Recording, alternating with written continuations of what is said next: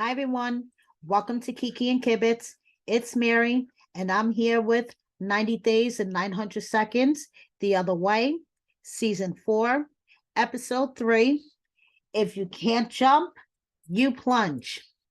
And if I was going to give this episode a grade, honestly, I know we're early in the season, but I would give it a B. And that's solely based on the ass table that Isabel was sitting at with her friends, but I would get into that more later. So, guys, honestly, I'm still feeling my way into this season. We got to meet Debbie this episode, and who child going to get into her as well. So let's set 900 seconds on the timer and let's jump right in. So first, we started off with Kris is on the plane to Colombia, and she is almost there. And Jeymni is on her way to the airport, and she's all worried. Did I pick out the right outfit? Does my hair look good? Trust me, Jeymni, you look fantastic compared to the way Kris looks. So Kris lands and she does a Darcy. She goes to the bathroom and she puts on some more deodorant. She does like distinct test and she decides that she smells, puts on some more deodorant, and they have their meeting scene and they're like, oh, and it's all sweet and nice. And we know, according to the previews, this is going to last for about 2.5 seconds. So they're all, kissy, kissy, huggy, huggy in the airport. And Kris is like, oh, I didn't realize she was as short as she is. And she's so cute. She's so pretty. And they're happy with each other. And like I said, as we know, according to the previews, this is going to last about 2.5 seconds. So they get in the car, they get in the cab, they go off to the new apartment. Now, Kris says that Jeymni got this apartment without, checking with her at all, because Jeymni originally lived in this tiny apartment and Kris needs a big kitchen with all of the appliances, room for her to cook. So she told Jeymni, you need to get a new apartment. So Jeymni went out, got this apartment without checking with Kris, signed on the dotted line. So Kris wasn't, quite sure she's going to walk into. Well, she walked into balloons, a good kitchen. She was totally satisfied with the kitchen, and booby pillows. Yes, you heard that right. There were booby pillows on the bed, and no, she did not motorboat them. I was kind of disappointed. I was kind of expecting her to jump on the bed and motorboat the pillows, but she didn't do it. So, when they were leaving the airport, JB said to Kris, this is the first day of the rest of her life. And it is until it turns into a shit show. Because, like I said again, as we've seen from the previews, this is going to turn into a shit show. So they both have surprises for each other. Jeymni changes into some sexy lingerie. Kris changes into some sexy lingerie.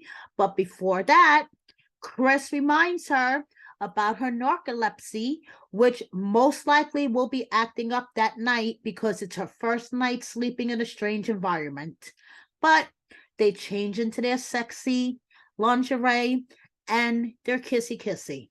So, like I said, as we know, this will turn into a shit show in about 2.5 seconds. So moving on to another couple that we know that will turn into a shit show in about 2.5 seconds because they are Jenny and Sumit 2.0 is Jen and Rishi. So Jen is off to India and her friends and family are concerned that she will have a nervous breakdown there and they won't be able to come and get her. That is not a good sign. That is a huge red flag when your friends and family are so concerned with your mental health that you are going to have a nervous breakdown and they will not be able to come and help you. Do not go to India. But of course, she gets on the plane and she goes. So on the way to the airport, She explains that she's going to be staying in a separate apartment because that's a total no-no, and and all this other stuff. And they have to get reacquainted with each other because they've been on the phone this whole time. She doesn't know if there's things about him that's going to annoy her or she's going to annoy him. So they have to get reacquainted. So she's basically going to India on a wing and a prayer, and she could have a nervous breakdown at any moment. This is a great idea. So now we get to Rishi. Rishi lives in a joint household with his mom, his brother, his uncle, his aunt, and his cousin. His dad has passed a while ago, so a lot of the household responsibility falls on his shoulders. So when we are introduced to Rishi in his household setting, his mom is cooking dinner, and his mom is basically, telling him, you need to get married. I want a daughter-in-law to, share these household responsibilities with me. I'm getting older. I'm tired of doing all of, the cooking, the cleaning around here. So you need to marry someone already. And here, I have someone. Check out her picture. And she's coming over tomorrow.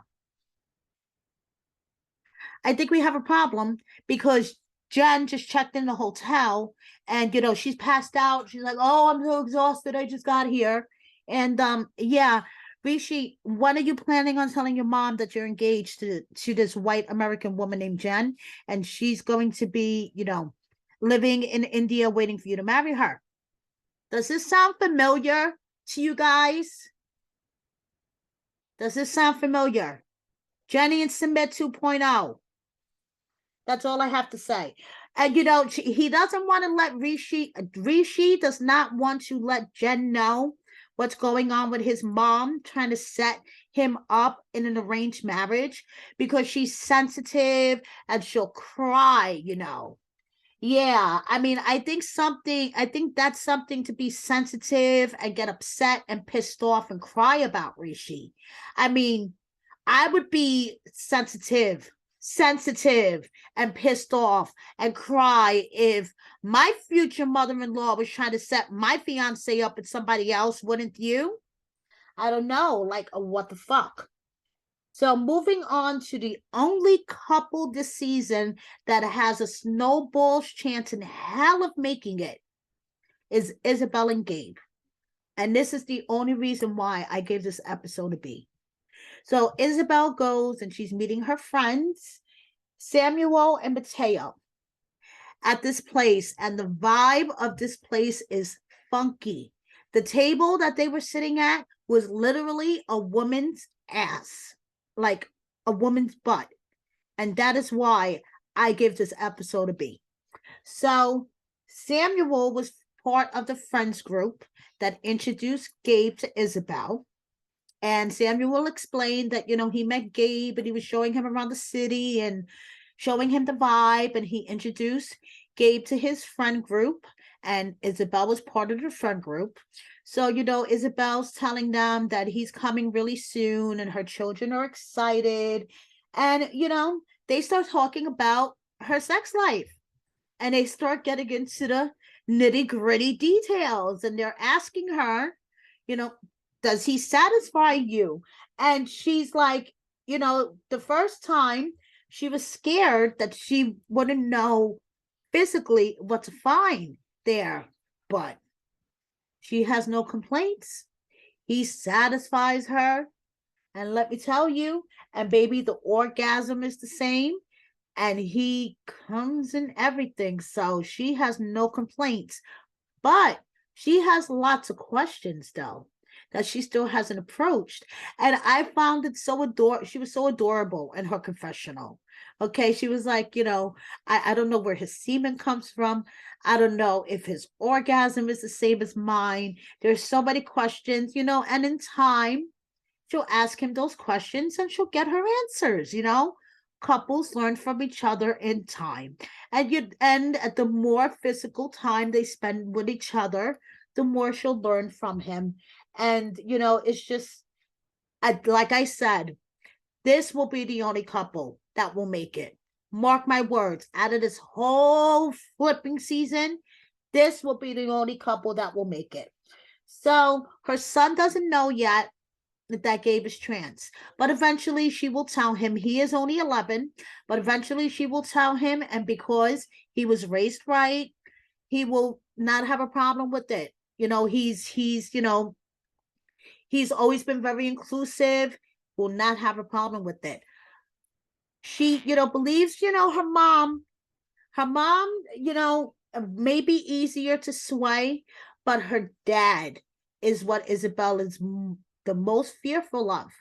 And she really does not want to have make a decision between her family and Gabe, because that will tear her apart.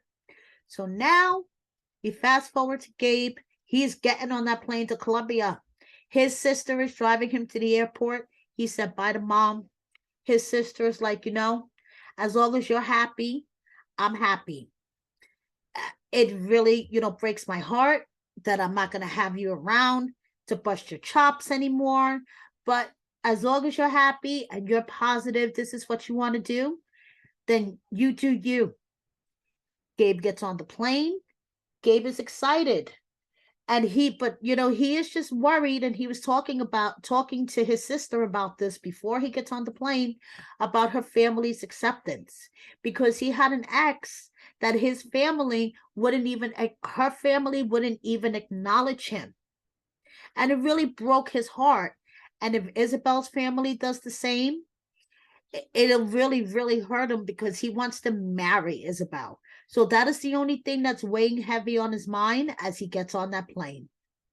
So let's see. It's still early in the season. So now, moving on, we have Nicole and Mahmoud on dumpster fire. So basically, Nicole, who hates everything about Egypt, is moving back there. She hates her husband's religion. She hates her husband's culture. She hates her husband's country.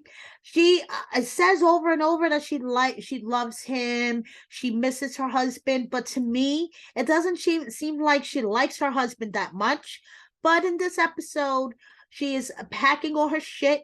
She has her parents in from Idaho. Okay, they're in from Idaho. She's packing all her shit. We see it all go into a U-Haul, and she's moving to Egypt. She's going back to Egypt. Her dad is concerned. Her dad's like, if anything happens, I can't get to you. I don't like this at all. Her mom is like, I don't like the fact that you keep making all the sacrifices and he hasn't made any sacrifices. And she's like, well, you have to look at it from the point of view, I can make the sacrifices and he can't. So, she converted to be Muslim. Okay, she converted to be Muslim because it sounded like she's so dumb, because it sounded like a great idea at the time, but she didn't look into any of the deeper stuff to being a Muslim. Okay, so she was like, oh yeah, I'll pledge my allegiance to Allah and all this other stuff, but then I didn't realize that I have to walk around with my head covered and pray 5 times a day, and the washes and the dietary restrictions and the way that I have to dress, and the stature of women, and all this other stuff. Like, she is so dumb. I'm sorry, I'm putting it out here. This Nicole chick is dumb AF. Okay, and is it just me, or does she look like an AI character or a mannequin or something? She has the same facial expression in every fucking scene. That's it. I'm putting it out there. So if you have doubts and you have concerns about this man's religion, and this man's religion is the #1 priority in his life, you have said it. And as we meet Mahmoud in the next scene, he says it. Why are you moving to Egypt to confront him about your concerns about his religion? Do you think this is going to go well? Nicole. Paging Nicole. Do you think this is going to go well? So now we get to meet Mahmoud. I don't necessarily think he's a bad guy. And then when his brother said that Nicole was his first girlfriend, that's when this all fell into place. He was a virgin until he met Nicole. And then on his wedding night, he lost his virginity to Nicole. So when he says he cannot get Nicole's love out of him, that's when it falls all into place for me. Okay, she definitely was not a virgin before she hooked up with Mahmoud. Okay, I would bet on it. She was not a virgin before she hooked up with Mahmoud, and Mahmoud was a virgin. Okay, because his brother even said that was his first girlfriend. So we see a scene, Mahmoud with his brothers. He is the baby of the family. His brothers are much older than him. He even asks one of his brothers for advice. He is married to a foreigner from China for over 12 years. Asks for advice. How do you make a marriage work with a foreigner? Oops, I'm out of time and I haven't even gotten to Debbie yet. Ask, how do you make a marriage work with a foreigner? And even his brother admits for the first 2 years, his marriage was a war, but they had a common goal. If you want to be with each other, you will be with each other. So the brother also tells Mahmoud that his religious obligation is to educate his wife. So Mahmoud goes off to the airport with his cousin to go pick up Nicole. Nicole, her parents have dropped her off. She is whining all the way. She does not want to go. She's dressed like she is going to France with a French beret and everything, but she is going to Egypt. Don't ask me why she was dressed like she was going to France. But there we go. She's off to Egypt. And the minute she lands, oh my God, guys, this was a shit show practically from the minute she lands. So they're like, oh, hi. And then she's hugging him and she's like, is it okay that I hug you?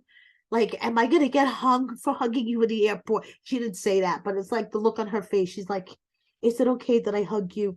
And then he's like, no, it's okay. We could do things like this in airports and whatever.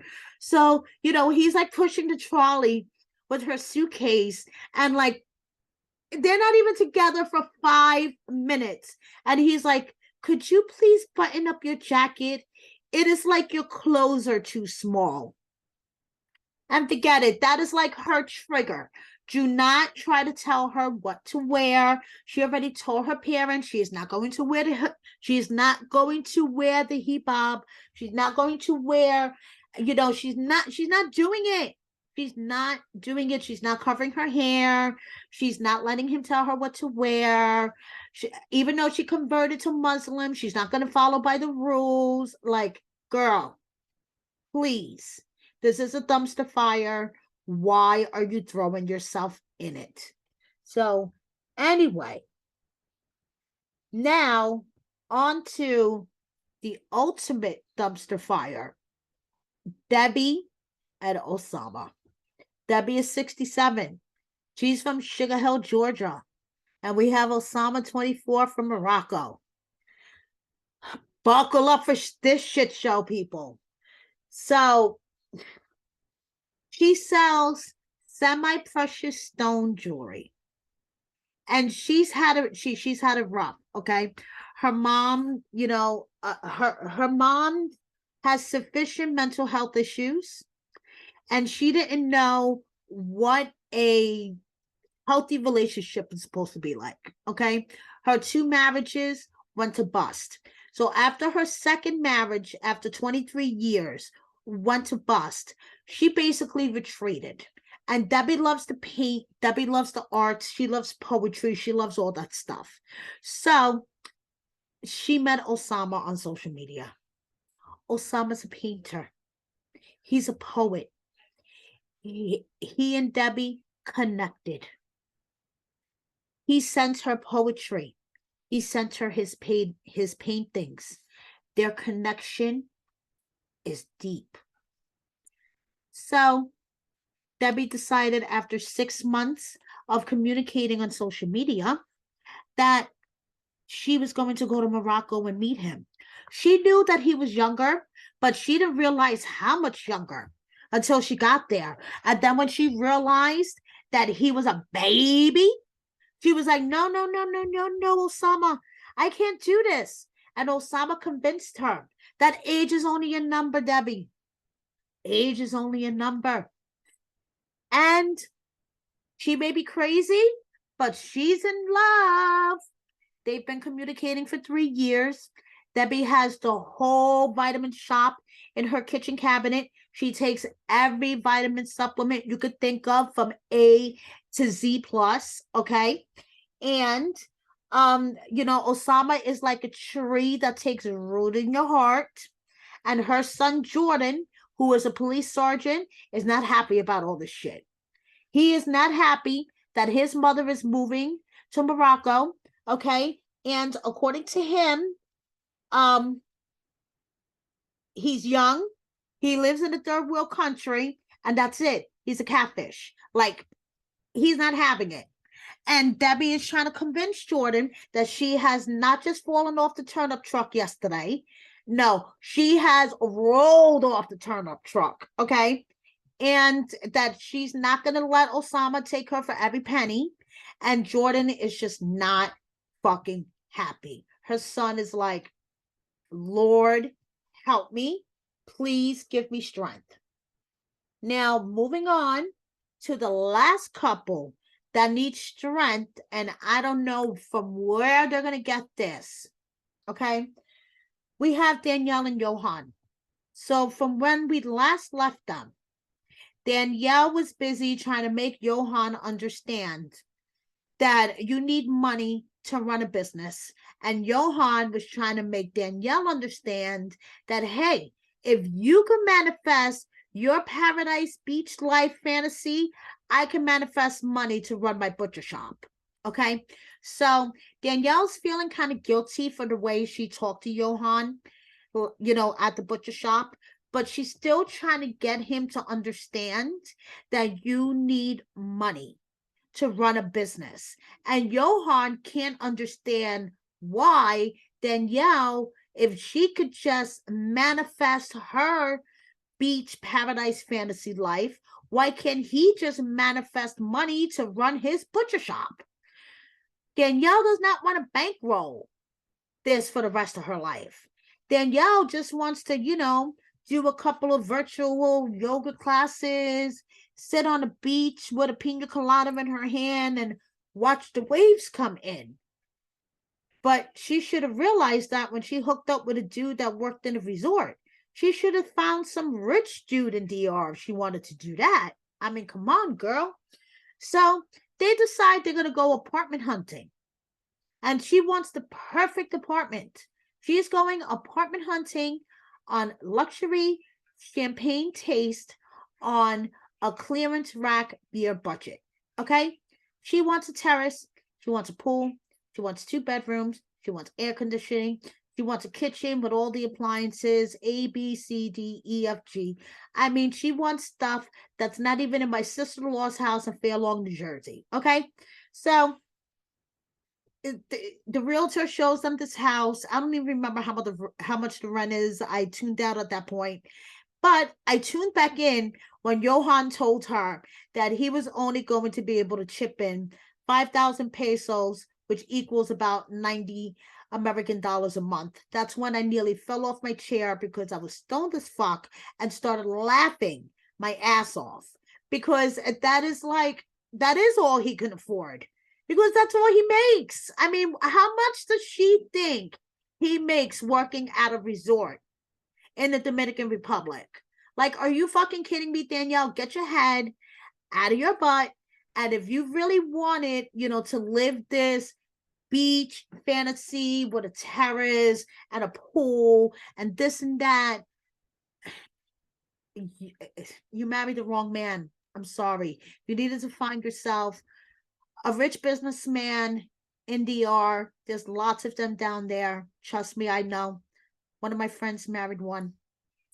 It was for love, not for money. But one of my friends happened to meet a rich businessman in DR, and she's living the beach life. Just saying. So that is all for this episode, guys. Like I said, it is still early in the season. So thank you so much for watching me. Please subscribe if you don't already. Please check out my publication, wordonthestreetreality.com, for all of the hottest 90-day fiance and love after lockup tea. If you haven't already, please hit the like button and share my video with a friend or 10. It would make me so, so happy. Thank you so much and see you next week. Bye.